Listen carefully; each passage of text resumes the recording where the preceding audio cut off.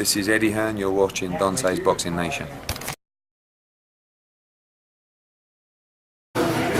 Donce's Boxing Nation over here, my man Joe Johnson Jr. What's going on, man? How you doing? All right. Hey, man, I want to get your take, man. What was your reaction to the Kell Brook versus Golovkin fight, or Golovkin-Kell Brook fight? You know what, man? Actually, I had a lot of mixed thoughts on it. I kind of felt that, you know, that if a welterweight did what a full-fledged middleweight couldn't do to Triple G, you know, I was kind of gonna be hot about that because, you know, as the fight went on, you can tell that Kell Brook had his confidence. He was gaining his confidence. Like, okay, so this is the man that everybody talking about, you know. And I seen him he was punching in combinations. Triple G could not outbox him. If Kell Brook was able to keep it up, I almost believe that, you know, he would have won. You know, like I said, I seen him hit him with an uppercut so hard, you know, it stood Triple G up. He buckled on his knees, and he's like, and that's when he said, hey, you know, I can't play with this guy.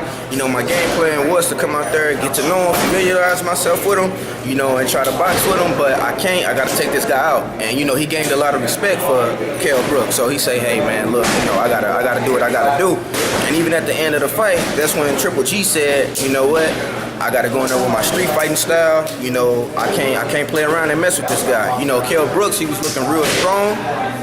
He jumped up 2 weight classes. He was looking healthy. He was looking pretty big, you know, and I could tell that he was putting a lot of behind his shots and he was sitting on his punches.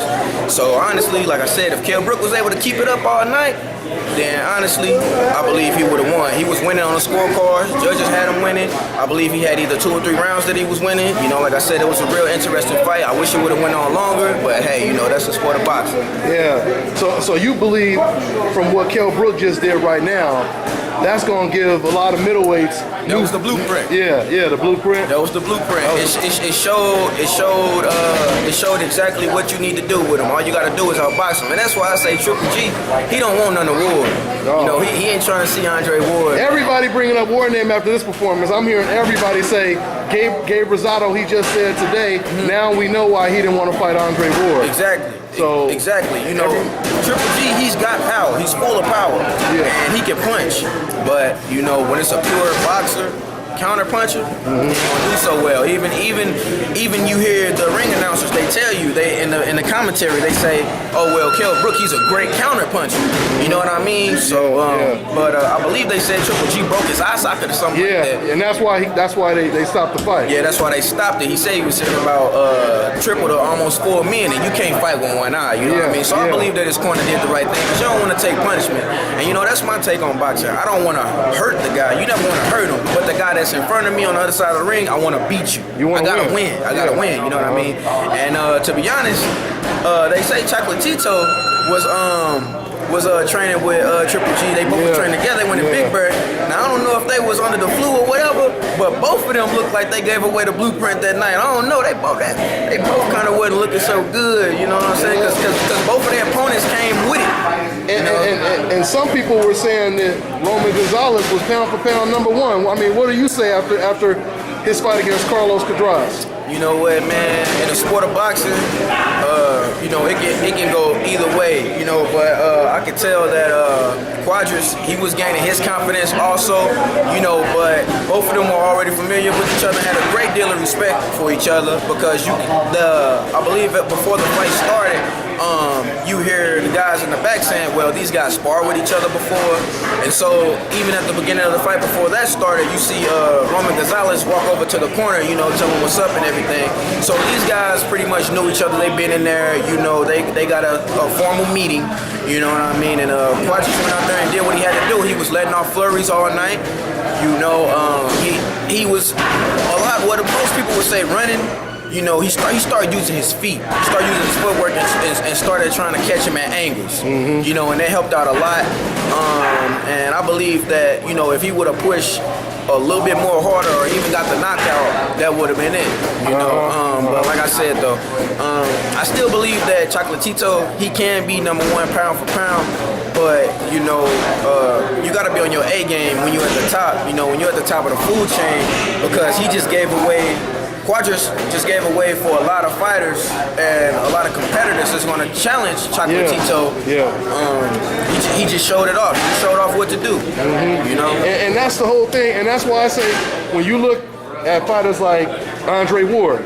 He moved up in weight just like Roman did, but he moved up like 8 pounds or whatever it was, 7 pounds. Yeah. He moved up 7 pounds from 168 to 175, and then but he didn't get beat up. He didn't. He dominated Sullivan Barrera, you know what I mean, and of course he dominated Alexander Brand. When you look at the contrast, that's what people are criticizing Roman on. He moved up. He only moved up 3 pounds, and you see how the fight looked. Right. It was a close, competitive fight.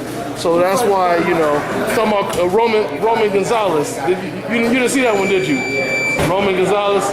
Yeah, he's another fighter that they were saying that was pound for pound one of the best fighters in the world. He trained with Golovkin too, little small fighter. And he had a real competitive fight. It was real close. He kind of got busted up, but he won the fight. So even you seen the guys, they say we never seen him look like that tonight. Yeah. We never seen his face look like that his before. biggest supporters are saying that too. Exactly, and that's what I'm saying. In the sport of boxing, anything can happen. Now, as far as Andre Ward, I kind of believe that Andre Ward was born before his time. You know what I mean? Because the guy hasn't lost a fight since he was 14. He won the Super 6 middleweight championship. You know what I mean? Gold medalist. Yeah, and this guy's just been dominating everything. You know, Andre Ward. he did. Yeah. Do justice. Yeah. Yes, sir. What about Gennady Golovkin versus Andre Ward? Triple G. Yeah. Ward. Yeah. All the way. That's what everybody's saying. Ward. I'm gonna tell you now on this. I look for Ward to stop him. Look him, stop him. Yeah. I'm gonna tell you, the thing about Ward is he's not just a pure boxer. But he's a technician. He's a technician. He will break you down and pick you apart. Are you out, man? I'll catch up with you. And like I said, Andre Ward is a natural middleweight. So if Kell Brook moved up 2 weight classes, and even though he just got to the first half of the fight, he didn't get a chance to, finish, sadly due to the injury, Andre Ward just got to go out there. It's like another day in the office. He put on that pair of gloves. I mean, Triple G don't want that. Yeah. What about Kovalev? So Ward is about to fight Sergey Kovalev in November. Hey, man, I can't wait to see that. I believe that Ward was ready for light heavyweight when he fought Sullivan Barrera. Nah, it was a couple years ago that one guy. Chad Dawson. Yep. Yeah. The way he did him, and then I seen the way he did. I think I was the Chad got whooped. Yeah. You was what? I think I was in the corner when he got whooped. Against Ward? Who did he got? Because Chad Dawson got knocked out by Ward. Yeah, I think I was with Ward. When him then? Ward knocked him out. I think it was 6 rounds or something like that. Something like that. He knocked him down. He knocked him down a couple times. Yeah. I like his performance that he had against Edwin Rodriguez too. Oh yeah. Undefeated, #1 mandatory. Yep. And when Ward beat Edwin Rodriguez, man, he was another undefeated #1 contender. Man. And Ward knocked him out. Hey man, he tore that cat up. Hey, Ward ain't nothing to play with. That's one of my favorite fighters also. But I just feel like he don't get the credit that's due to him. And And what's crazy is it seemed like he be actually doing more than all the other the fighters that they be praising. Exactly. Like they ask him to move up and fight Sergey Kovalev, but you got certain fighters that's not willing to do stuff like that. Move up and fight a pound for pound champion. Yeah, Sergey, you know what I mean? They letting these Russians in, but hey, Sergey, he's knocking everybody out. He's doing the same thing that Triple G is doing. It's like we got a Mike Tyson in almost every weight class today. You know what I mean? And Sergey, if you look back, because I know my history on boxing, they even say Sergey killed a man before. So when you doing this boxing game, man, it ain't nothing to play with. You got to take it serious and be on your A game at all times. Yeah. But like I said though, like I felt that win against Edwin Rodriguez was very impressive. And Ward, he just don't get the credit that's deserved to him. And I believe in my heart personally, I feel people think he's too nice, too humble, Yeah, that's a long conversation. Yeah. It ain't that, man. Let's just say, And some people ain't got the. yeah, and some other things. Yeah, but yeah, I feel that you know that's got something. I mean, because I would disagree because Golovkin is nice. You know, Right. Roman Gonzalez is Right. nice. When I interview Golovkin, man, they so super nice, smiling, soft spoken, and all. You know, I mean, the bottom line is, you know, fans just like certain fighters. You know what I mean? And that's just what it is. You know, and you know, but at the end of the day, it don't matter because if you keep winning, it don't really matter if you like a person or just like a person. Yeah. You know. Yeah. See, the thing is, out here in America, there's a lot of fans that's biased. You go over there to the UK. You go over there to the UK, they real boxing fans. Right. Like they was booing Golovkin, and they was rooting for Kell Brook. Yeah. But in America, they'll boo the American fighter, and they'll root for Gennady Golovkin.